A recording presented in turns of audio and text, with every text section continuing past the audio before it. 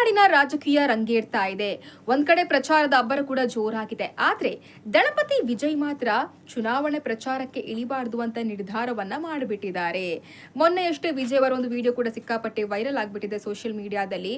ವಿಜಯ್ ಅವರು ಹಾಗೆ ಸೈಕಲ್ ಮೇಲೆ ಬರ್ತಾ ಇರ್ತಾರೆ. ಈ ಸಂದರ್ಭದಲ್ಲಿ ಓರ್ವ ಅಭಿಮಾನಿ ವಿಜಯ್ ಮೇಲೆ ಹೂವಿನ ಚೆಂಡನ್ನ ಎಸೆದ್ ಬಿಡ್ತಾರೆ.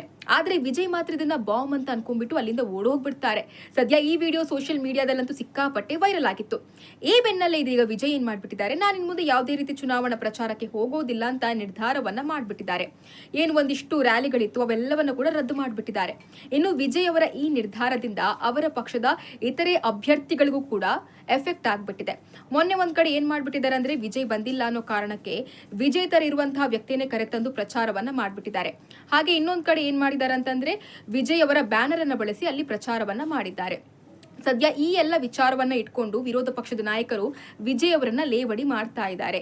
ಚುನಾವಣೆ ಇನ್ನೇನು ಕೆಲವೇ ದಿನಗಳಿದೆ. ಇಂತಹ ಸಂದರ್ಭದಲ್ಲಿ ವಿಜಯ್ ಹೇಡಿತನವನ್ನ ತೋರ್ತಿದ್ದಾರೆ ಅಂತೆಲ್ಲ ಟ್ರೋಲ್ಗಳನ್ನ ಮಾಡ್ತಾ ಇದ್ದಾರೆ. ಹಾಗೆ